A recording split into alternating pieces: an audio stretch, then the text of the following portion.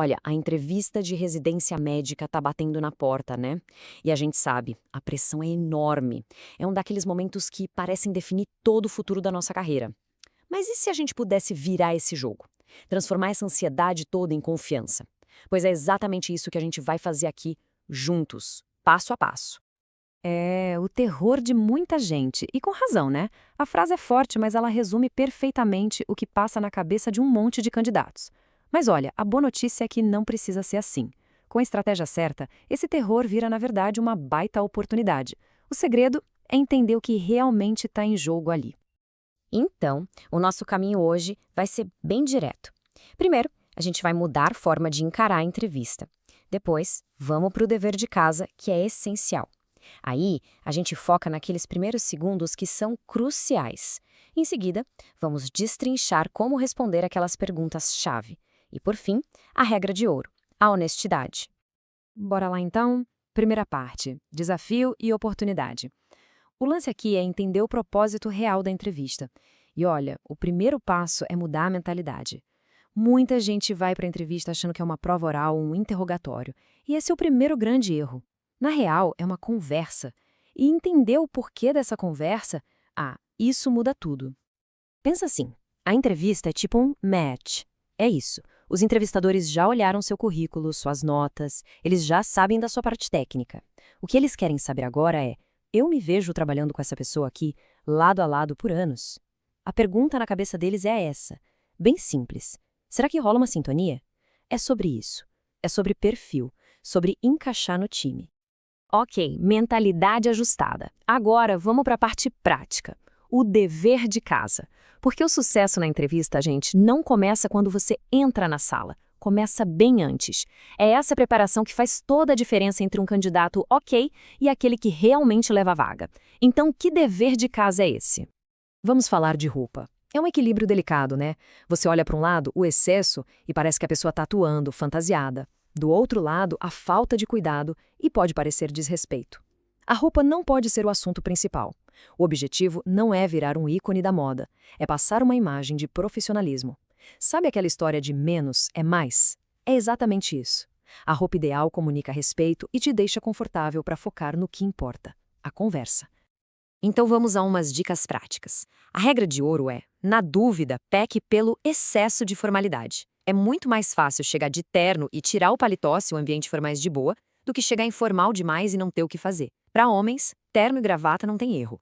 Para mulheres, uma calça social, uma camisa mais discreta e um salto baixo. Perfeito. Acessórios, pequenos, sem chamar muita atenção. E uma dica de ouro para quem fica com o rosto ou o pescoço vermelho de nervoso: uma gola um pouquinho mais alta pode ajudar a disfarçar e te dar mais segurança. Ok, agora o outro dever de casa, e esse, gente, esse é inegociável: pesquisar a instituição. Dá para perceber na hora quando alguém não fez essa lição de casa. Chegar lá sem saber nada sobre o programa é mais do que falta de preparo, soa como desinteresse, e isso pode ser fatal. Pesquisar mostra que você não está ali por acaso, que aquela escolha foi pensada. Mas pesquisar o que exatamente? Bom, vamos lá. Por que essa especialidade e, mais importante, por que aqui nessa instituição? Quais são os pontos fortes deles? Tem alguma publicação importante, algum professor que é referência? Tente ir além do básico. Saber essas coisas mostra que você realmente se importa. E a dica de mestre para descobrir tudo isso? Fale com quem está lá dentro. Procura os residentes, troca uma ideia. Essa atitude de ir atrás, de mostrar interesse genuíno, isso impressiona demais. Beleza, dever de casa feito. Agora, o momento da verdade, a primeira impressão. Dizem que os primeiros 30 segundos definem tudo, né? É ali, antes mesmo de você abrir a boca, que a confiança e o respeito começam a ser construídos. Parece bobagem, mas essa entrada tem uma pequena coreografia que faz toda a diferença. Primeiro, entre com confiança, olhe nos olhos das pessoas, cumprimente todo mundo. Se o entrevistador estender a mão, aperte com firmeza. E o toque final de educação, pergunte: com licença, posso me sentar? São detalhes pequenos, mas que mostram um baita respeito e já começam a construir sua imagem. E já que a gente está falando de imagem, vamos para a linguagem corporal. Porque sim, o corpo fala e muito. Uma dica boa: mantenha os pares firmes no chão. Isso ajuda a dar uma sensação de segurança. Gesticular com as mãos de forma controlada ajuda a dar força para o seu discurso. Agora, o que não fazer? Braços cruzados, nem pensar. Isso cria uma barreira para esse desinteresse. E cuidado para não se espalhar demais na mesa. Uma postura aberta, sabe? Ereta, mas relaxada. Isso mostra que você está ali, presente e engajado. Certo. Agora a gente chega no coração da entrevista, as perguntas. E o segredo aqui é entender que as perguntas não são para testar se você decorou seu currículo. Eles querem ir além, querem conhecer a pessoa por trás daquele papel. É a sua chance de contar a sua história. Aí vem aquela clássica: o que você destacaria no seu currículo? Isso não é uma chamada oral, gente, é um convite. É a sua chance de ouro de mostrar o que te move, o que você valoriza e, o mais importante, conectar as suas experiências com o que eles estão procurando. A ideia é exatamente essa: transformar fatos em uma boa história. Então, em vez de só falar, eu participei do centro acadêmico, você conta uma história. No centro acadêmico, eu aprendi na prática a negociar e a trabalhar com gente de áreas diferentes para fazer as coisas acontecerem. Viu a diferença? Você pegou um ponto do currículo e transformou numa prova de que tem uma habilidade que eles valorizam, como o trabalho em equipe. E agora, a pergunta que dá até um frio na espinha: qual é o seu maior defeito?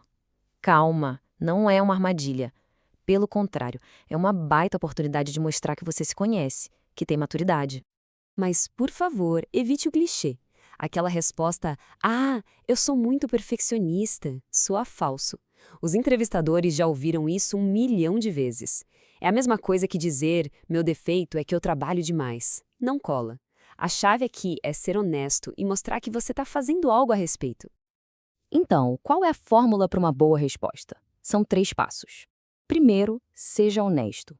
Admita um defeito real. Por exemplo, às vezes eu tenho dificuldade em delegar tarefas. Segundo, explique o impacto disso, o contexto.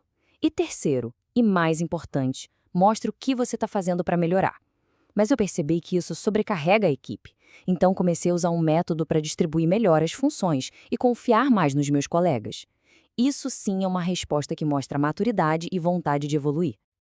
Essa frase aqui é perfeita.